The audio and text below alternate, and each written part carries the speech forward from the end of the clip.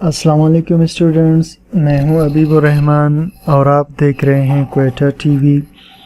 Students, अगर आपको याद हो, हमने deviation of real gases from ideal gas behaviour का लेक्चर स्टार्ट किया था और उसके पार्ट 1 को हम डिस्कस कर चुके थे।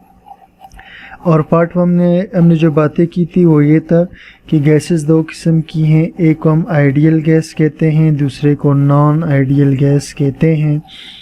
आइडियल गैस वो है जो सारे कवानीन को फॉलो करे, Boyle's law, Charles law, Avogadro's law को हर टेम्परेचर प्रेशर पर। और रियल गैस इन कानून को ओबे तो करता है लेकिन कुछ ख़ास टेम्परेचर और प्रेशर पर, हर एक पर नहीं। फिर हमने ये बात भी की थी कि आइडियल गैसेस में फोर्स ऑफ अट्रैक्शन नहीं होता जबकि रियल गैसेस में फोर्स ऑफ अट्रैक्शन होता है। उसके बाद स्टूडेंट्स, अगर आपको याद हो, हमने कंप्रेसिबिलिटी फैक्टर निकाला था, उसके ग्राफ को डिस्कस किया था। इसके बाद स्टूडेंट्स, आज जो हम स्टार्ट करेंगे deviation of real gases from ideal gas behaviour में पार्ट 2 को।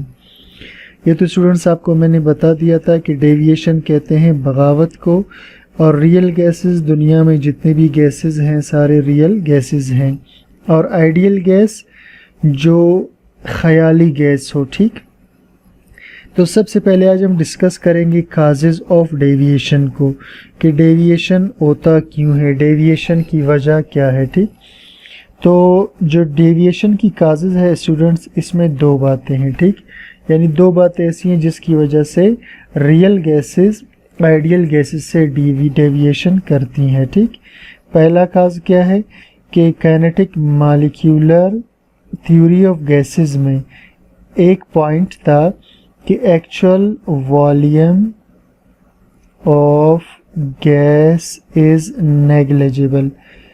Kinetic molecular theory of gas ये कहता था कि जो एक्चुअल वॉल्यूम है गैस के मॉलिक्यूल्स का, उसे हम नज़रअंदाज करते हैं, उसे काउंट नहीं करते।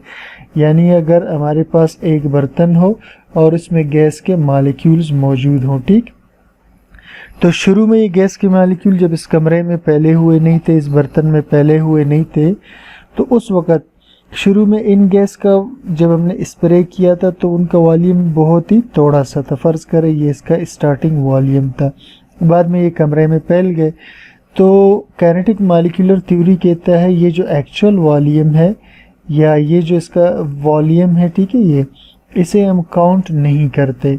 Actual volume of gas is negligible. Actual volume को हम क्या करते हैं, नज़रअंदाज करते हैं, काउंट नहीं करते।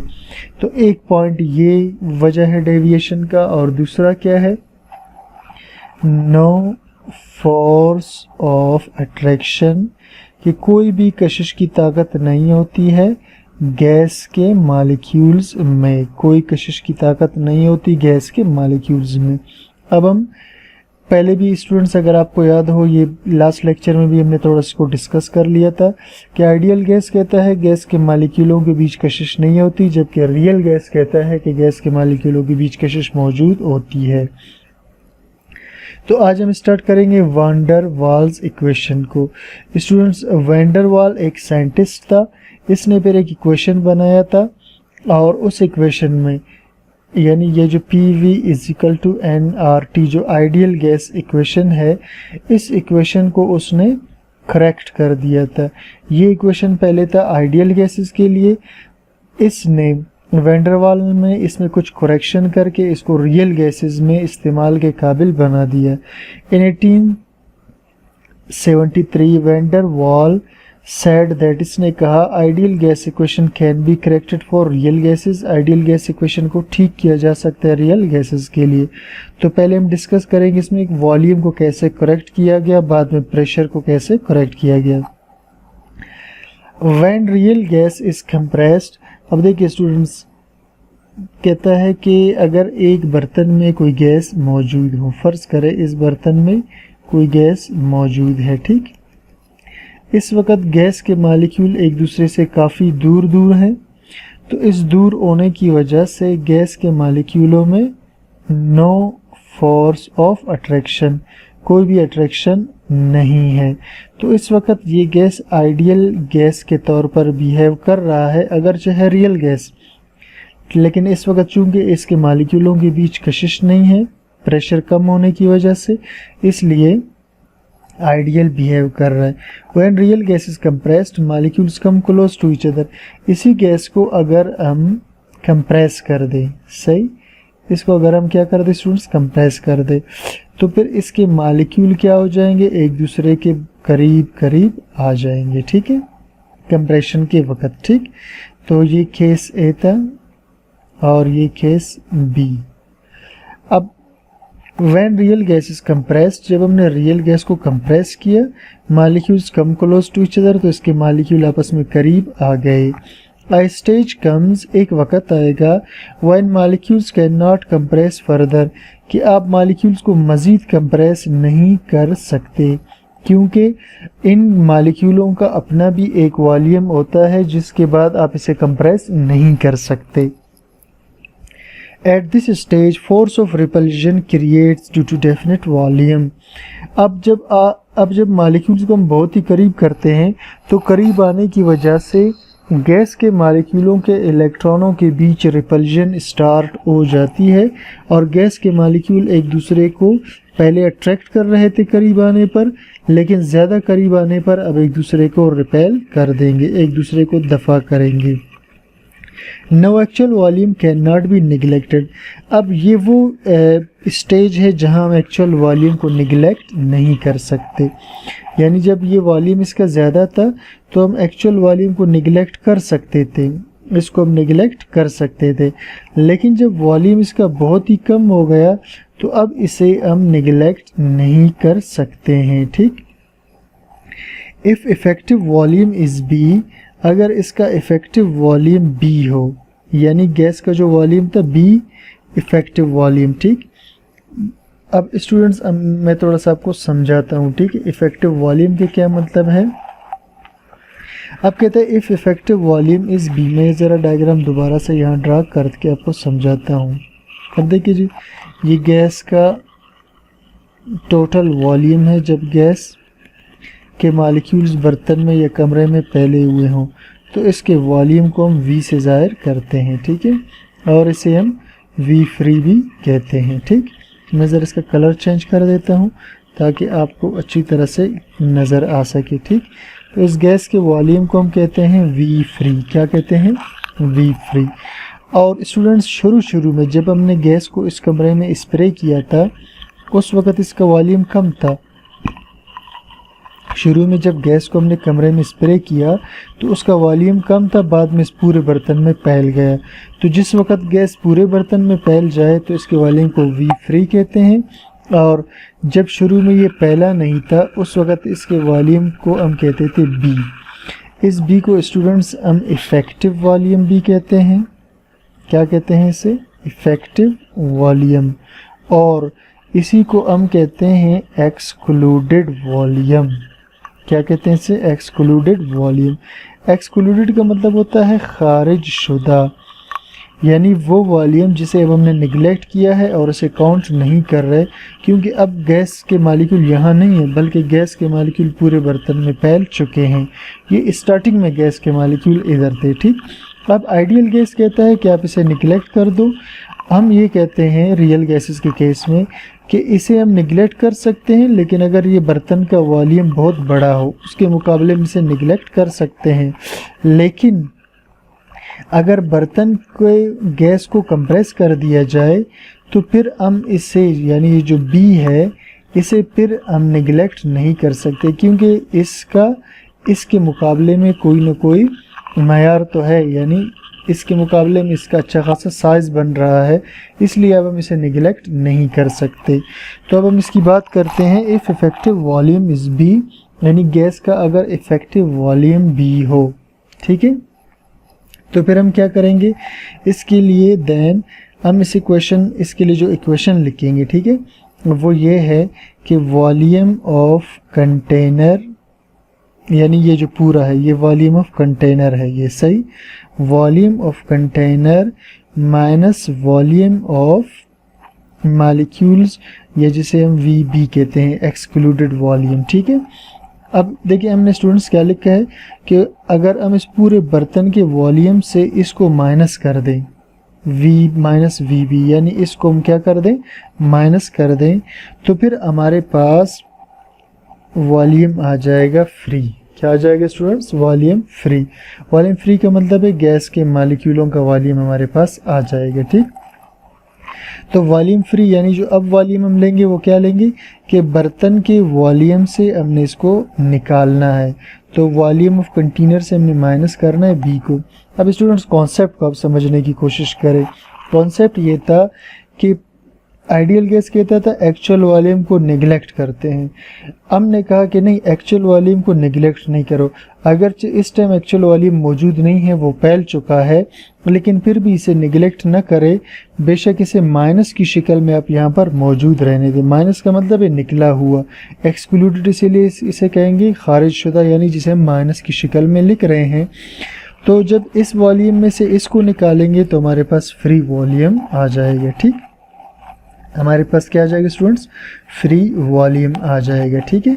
तो अब हम क्या कर सकते हैं कि हम यूँ भी लिख सकते हैं, और जो रियल गैसेस के लिए हम वॉल्यूम लिखेंगे उसमें हम क्या करेंगे कि जो आइडियल वॉल्यूम है, क्या स्टूडेंट्स, ये आइडियल वॉल्यूम है, ये जो पूरा है ये आइडियल वॉल्यूम भी कहलाएगा, ठीक। तो आइडियल में से हम क्या करेंगे, बी को माइनस कर देंगे। आइडियल में से बी को क्या करेंगे, अगर हम इस पूरे में से बी को माइनस कर दें तो हमारे पास रियल गैसेस का वॉल्यूम आएगा। इसका मतलब है कि हम अब एक्चुअल वॉल्यूम को निगलेक्ट नहीं कर रहे हैं, एक्चुअल वॉल्यूम को निगलेक्ट नहीं कर रहे हैं। इसी तरह हम अब इसको एन बी भी लिख सकते हैं, क्योंकि नंबर ऑफ मोल्स भी तो लाजमी होंगे, ठीक है। तो इसे एन बी भी लिखा जा सकता है। और यहाँ यही मैं एक्सप्लेन करूँगा कि यहाँ एन से मुराद क्या है, नंबर ऑफ, एन कहेंगे नंबर ऑफ मोल्स को, किस चीज़ को, नंबर ऑफ मोल्स को यहाँ पर। और बी मैंने आपको बता दी यहाँ पर एक्सक्लूडेड वॉल्यूम है। अब अगर आप चाहते हैं कि जो एक्सक्लूडेड वॉल्यूम है इसकी अलग से कोई डेफिनेशन वगैरह में बता दी जाए, तो हम उसका एक यहाँ पर इसको थोड़ा सा डिफ़ाइन कर लेते हैं कि एक्सक्लूडेड वॉल्यूम क्या है, ठीक है। तो एक्सक्लूडेड वॉल्यूम को डिफ़ाइन करेंगे, volume occupied by 1 mole of gas at highly compressed state, ठीक, at highly compressed state, ठीक। इसे हम कहेंगे एक्सक्लूडेड वॉल्यूम या बी इसे कहेंगे, ठीक है। ये तो यानी जब हम गैस को बहुत ज़्यादा कंप्रेस करेंगे तो उस वक्त जो उसका वॉल्यूम होगा उसे हम एक्सक्लूडेड वॉल्यूम या बी कहते हैं, ठीक। अब स्टूडेंट्स ये जो एक्सक्लूडेड वॉल्यूम है, ठीक है, ये जो एक्सक्लूडेड वॉल्यूम है, इट इज़ 4 टाइम्स, ये 4 गुना है। इट इज़ 4 टाइम्स का मतलब है ये 4 गुना है of the actual volume of gas, ठीक है। एक्चुअल वॉल्यूम का 4 गुना है, यानी B is equal to 4 of actual volume. अब आप हैरान होंगे कि इसका फिर क्या मतलब हुआ। अब स्टूडेंट्स मैं आपको समझाता हूँ, ठीक है। एक बर्तन की मिसाल देकर आपको समझाऊंगा, आपको बिल्कुल क्लियर हो जाएगा, ठीक। अब स्टूडेंट्स देखिए, शुरू में बिल्कुल स्टार्टिंग में जो गैस के मॉलिक्यूल थे, ठीक है, यानी जब गैस के मॉलिक्यूल बिल्कुल हाईली पैक हों आपस में, ठीक है। अब आपको ये नज़र आ रहा होगा, ठीक। तो गैस के मॉलिक्यूल जब हाईली पैक्ड स्टेट में थे, ठीक है, तो इसे हम कहते हैं एक्चुअल वॉल्यूम। इसे क्या कहते हैं, एक्चुअल वॉल्यूम, सही। अब हमने क्या किया, इस गैस के मॉलिक्यूलों को स्प्रे कर दिया। तो जो ही हम गैस के मॉलिक्यूलों को स्प्रे करेंगे वो स्टार्टिंग में स्प्रे होने के बाद थोड़ा सा फैल जाएंगे, यानी ये हमने इसको स्प्रे किया तो इसके बाद ये थोड़ा सा फैल गए, ठीक। ये इधर तक क्या हो गए, फैल गए। और उसकी थोड़ी देर के बाद ये गैस के मॉलिक्यूल पूरे बर्तन के अंदर फैल गए। फिर थोड़ी देर के बाद गैस के मॉलिक्यूल पूरे बर्तन में फैल गए। अब इसमें ये जो नीला वाला स्टूडेंट्स, ये एक्सक्लूडेड वॉल्यूम, ये बी है, और ये एक्चुअल वॉल्यूम है, और ये वी फ्री है, यानी पूरा वॉल्यूम है। अब स्टूडेंट्स ये जो हम बात कर रहे हैं कि B is 4 times of actual volume, यानी एक्चुअल वॉल्यूम के 4 गुना, यानी B जो है एक्चुअल वॉल्यूम का 4 गुना होता है। यानी एक्चुअल वॉल्यूम बहुत ही छोटा होता है, फिर B उससे थोड़ा सा बड़ा होता है, उसके 4 गुना के बराबर, 1 2 3 4, ठीक। B उसके 4 गुना के बराबर होता है, और फिर B के बाद गैस के मॉलिक्यूल जब फैल जाते हैं तो उसे हम V फ्री कहते हैं, ठीक। तो स्टूडेंट्स ये हुआ। अब आपने जो यहाँ पर जहन में रखना है स्टूडेंट्स, वो इस इक्वेशन को जहन में रखना है, ठीक है। ये जो इक्वेशन है इसको आपने क्या करना है, इसे आपने जहन में रखना है, ठीक। इसी की हम आगे जाकर के बात कर रहे होंगे, ठीक। अब इसके बाद स्टूडेंट्स हम आते हैं प्रेशर करेक्शन की तरफ। वॉल्यूम, अब स्टूडेंट्स अगर आप चाहते हैं कि ये वॉल्यूम करेक्शन का मतलब क्या हुआ, तो मैं आपको थोड़ी देर में समझा रहा हूँ। अब हम आते हैं प्रेशर करेक्शन। अब स्टूडेंट्स दोबारा से मैं एक कंटेनर बना लेता हूँ जिसके अंदर हम प्रेशर करेक्शन की बात करेंगे, ठीक। अब फ़र्ज़ करें स्टूडेंट्स एक बंद बर्तन हो और उस बंद बर्तन के अंदर अगर इस जगह कोई गैस का मॉलिक्यूल हो उसके बीच में, ठीक। तो इस गैस के मॉलिक्यूल को स्टूडेंट्स हर तरफ से दूसरे गैस के मॉलिक्यूल अट्रैक्ट कर रहे होंगे, यानी ये इसे यहाँ खींच रहा होगा, ये इसे यहाँ, तो ये दोनों फोर्सेस कैंसिल हो जाएंगी। और ये मॉलिक्यूल इसे ऊपर खींच रहा होगा, ये नीचे, तो ये दोनों फोर्सेस भी क्या हो जाएंगी, कैंसिल। इसका मतलब है कि अगर कोई मॉलिक्यूल बीच में होगा तो उसे हर तरफ से अट्रैक्शन का सामना होगा और ये सारे फोर्सेस कैंसिल हो जाएंगे, लिहाजा इस पर कोई फोर्स नहीं होगा। लेकिन स्टूडेंट्स अगर कोई मॉलिक्यूल बर्तन की दीवार से टकराने के लिए जा रहा हो, अब फ़र्ज़ करें कि ऊपर एक गैस का मॉलिक्यूल इसे अट्रैक्ट कर रहा है और नीचे भी एक गैस का मॉलिक्यूल इसे अट्रैक्ट कर रहा है, अब ये दोनों फोर्सेस हो जाएंगी आपस में कैंसिल। लेकिन पीछे से जो गैस का मॉलिक्यूल इसे अट्रैक्ट कर रहा है, इसके मुकाबले में सामने इस जगह कोई गैस का मॉलिक्यूल नहीं है, लिहाजा अब क्या होगा कि ये दोनों तो कैंसिल हो जाएंगे, इसे हम काउंट नहीं करते, ठीक। तो ये जो गैस का मॉलिक्यूल है दीवार से टकराने जा रहा है, लेकिन ये जिस कुव्वत से टकराना चाहता है उस कुव्वत से टकरा नहीं सकेगा। वजह क्या है, क्योंकि पीछे से इसे कोई पकड़ रहा है, पीछे से कोई इसे खींच रहा है, ठीक है स्टूडेंट्स। अब देखिए जी, consider a molecule in the interior of a gas is attracted by other molecules from all direction. फर्ज करें एक मॉलिक्यूल है बीच में गैस का, उसे खींचते हैं दूसरे मॉलिक्यूल तमाम अतराफ से, दस नो नेट अट्रैक्शन, बस इस पर कोई अट्रैक्शन नहीं होगा। A molecule near the wall of the container, और वो मॉलिक्यूल जो बर्तन की दीवार के साथ होगा, इज अट्रैक्टेड फ्रॉम 3 साइड्स, इसे ऊपर मॉलिक्यूल खींच रहे होंगे, नीचे खींच रहे होंगे और पीछे की जानिब, तो इसे 3 साइड से खींचा जा रहा होगा। It can not exert full pressure on the wall of the container, ये अगर बर्तन की दीवार से टकराना चाहेगा तो ये पूरी कुव्वत यहाँ पर नहीं लगा सकेगा, ड्यू टू बैकवर्ड पुल, क्योंकि पीछे से इसे खींचा जा रहा है, पीछे वाला मॉलिक्यूल इसे क्या कर रहा है, खींच रहा है। तो अब स्टूडेंट्स यहाँ बात क्या चली, ठीक है। देखिए आइडियल गैस क्या कहता था, आइडियल गैस कहता था कि मॉलिक्यूल्स में अट्रैक्शन नहीं है, मॉलिक्यूल्स हैव नो अट्रैक्शन। तो अगर हम आइडियल की बात माने तो इस मॉलिक्यूल को यहाँ दीवार के साथ बड़ी कुव्वत से टकराना चाहिए। हम फ़र्ज़ करते हैं वो कुव्वत 100 है, ठीक है, इसे 100 की कुव्वत से टकराना चाहिए। लेकिन नॉन आइडियल या रियल गैसेस क्या कहती हैं कि जी अट्रैक्शन की कुव्वत मौजूद है, ये क्या कहते हैं कि अट्रैक्शन मौजूद है, लिहाजा ये 100 के बजाय 50 की कुव्वत से टकराएगा, क्योंकि पीछे से खींचा जा रहा है इसको, ठीक है। अब हम इसी में क्या करेंगे कि आइडियल के कॉन्सेप्ट को और नॉन आइडियल के कॉन्सेप्ट को जहन में रखते हुए प्रेशर की करेक्शन करेंगे, यानी इस प्रेशर के बजाय इसको हम यूज़ करेंगे, ठीक। अब प्रेशर करेक्शन कैसे करते हैं स्टूडेंट्स, चलिए जी देखते हैं, ठीक है। प्रेशर करेक्शन के लिए हम अब देखते हैं इसे, ठीक है। अब देखिए स्टूडेंट्स, हम कहते हैं जो प्रेशर है, यानी जिस प्रेशर को हम ऑब्ज़र्व कर रहे हैं, क्या कर रहे हैं, ठीक है। मैं यहाँ दोबारा से बर्तन बना लेता हूँ आपको समझाने के लिए। अब ये मालिक्यूल दीवार से टकराने जा रहा है और पीछे से ये मालिक्यूल इसे अट्रैक्ट कर रहा है, यानी ए टकराने जा रहा है, बी से पीछे की जानिब खींच रहा है।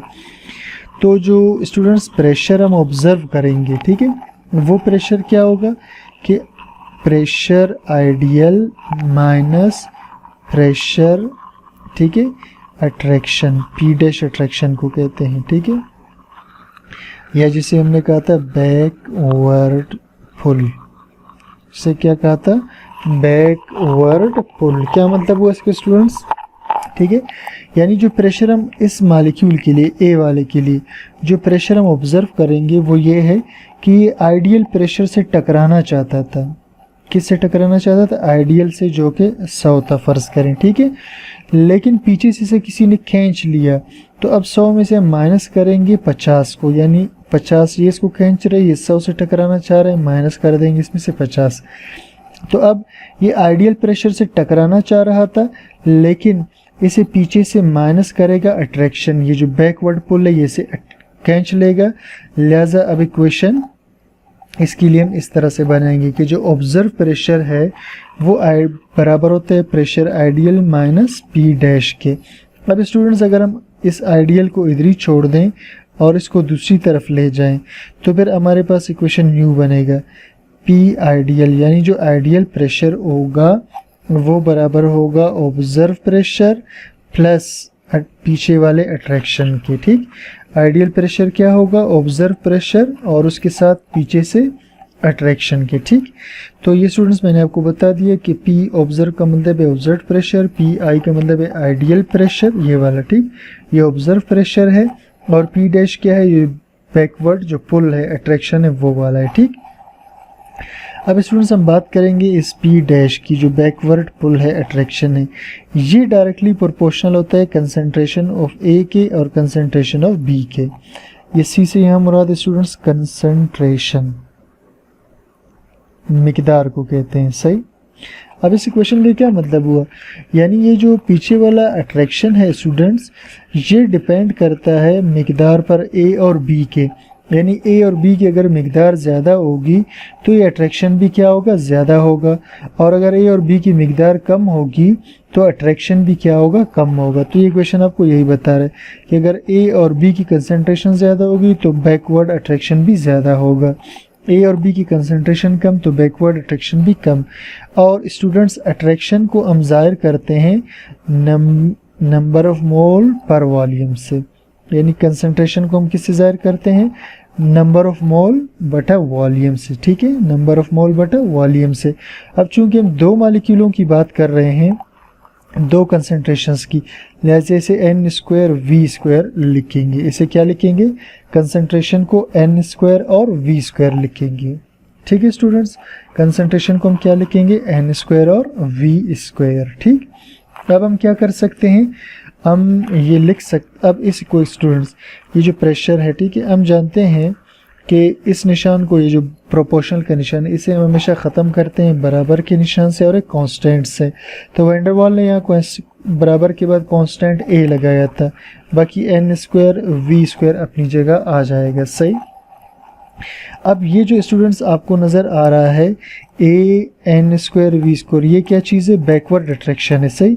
अब हम इसको इधर पुट करेंगे, यानी ये जो बैकवर्ड इक्वेशन, बैकवर्ड जो अट्रैक्शन है, इसकी वैल्यू को हम इधर ऊपर वाले इक्वेशन में पुट करें तो ये इक्वेशन हमारे पास आएगा, pressure ideal is equal to pressure observe plus, अब ये सारा हम इसमें लिखेंगे, सही, a N square over we square, ठीक। तो ये स्टूडेंट्स जो हमारे पास आया है ये है प्रेशर करेक्शन, इक्वेशन नंबर 2, इसे हम कहेंगे प्रेशर करेक्शन, इसे क्या कहेंगे, प्रेशर करेक्शन, ठीक है स्टूडेंट्स। इससे पहले इधर देखिए जी, हमने वॉल्यूम करेक्शन की थी ये, ठीक, और उसके बाद हमने ये की है प्रेशर करेक्शन, सही। अब इसके बाद स्टूडेंट्स हम आते हैं आइडियल गैस इक्वेशन की जानिब, सही। आइडियल गैस इक्वेशन क्या था students, P V is equal to N R T, सही, क्या था, P V is equal to N R T. अब हमें पता है कि हमने जो प्रेशर की करेक्शन की है उसके मुताबिक प्रेशर है pressure observe plus A N square over we square. तो हम क्या करेंगे, प्रेशर की जगह स्टूडेंट्स अब यहाँ पर हम ये वैल्यू पुट करेंगे। तो इस अब इक्वेशन बनेगा P observe plus A N square over we square, सही, इस प्रेशर की जगह। और हमने वॉल्यूम करेक्शन की थी स्टूडेंट्स, अगर आपको याद हो, हमने कहा था V free is equal to, सही, हमने कहा था कि जो वॉल्यूम फ्री है वो इज इक्वल टू है volume of container minus B के, सही। तो इधर हम यानी ये प्रेशर की वैल्यू हमने पुट कर दी और ये हम इधर वॉल्यूम की जगह जो वॉल्यूम हमने करेक्शन की थी उसको यहाँ पर पुट करेंगे वॉल्यूम की जगह। ठीक है स्टूडेंट्स, ये जो वॉल्यूम करेक्शन हमने की थी उसे पुट करेंगे इस वॉल्यूम की जगह। तो इधर आएगा वी कंटेनर माइनस बी, ठीक, ये हमने वॉल्यूम की जगह लगा दिया, बाकी एन आर टी को हम नहीं चेंज करते। तो ये जो स्टूडेंट्स आपको इस वक्त इक्वेशन नज़र आ रहा है ये वैन वाल इक्वेशन कहलाता है, वॉल्यूम और प्रेशर के करेक्शन का। इसे हम कहते हैं वैन वाल इक्वेशन, वॉल्यूम और प्रेशर के करेक्शन का। यहाँ पर जो कांस्टेंट ए और बी, ये जो स्टूडेंट्स ए है और इसके अलावा बी आपको नज़र आ रहा है, ये दोनों वैन वाल्स कांस्टेंट कहलाते हैं। क्या कहलाते हैं स्टूडेंट्स, ये दोनों कहलाते हैं वैन वाल्स कांस्टेंट, सही, ये दोनों क्या कहलाते हैं, वैन वाल्स कांस्टेंट। तो स्टूडेंट्स ये था आज का हमारा लेक्चर जिसमें हमने वॉल्यूम करेक्शन और प्रेशर करेक्शन को डिस्कस किया था। इससे पहले हमने डेविएशन पढ़ लिया था और आज हमने इसमें वॉल्यूम और प्रेशर को करेक्ट किया वैन डर वाल्स इक्वेशन से मुताल्लिक। तो स्टूडेंट्स उम्मीद करता हूँ आपको लेक्चर समझ में आ गया होगा। कोई बात समझ में ना आई हो तो प्लीज़ कमेंट सेक्शन में मुझे ज़रूर बताइए ताकि मैं इम्प्रूव कर सकूँ। और इसके अलावा स्टूडेंट्स चैनल को सब्सक्राइब कीजिए, लाइक कीजिए, शेयर कीजिए ताकि ज़्यादा से ज़्यादा लोगों तक की वीडियोस पहुंच सके और उन्हें फ़ायदा हो। Thank you for watching.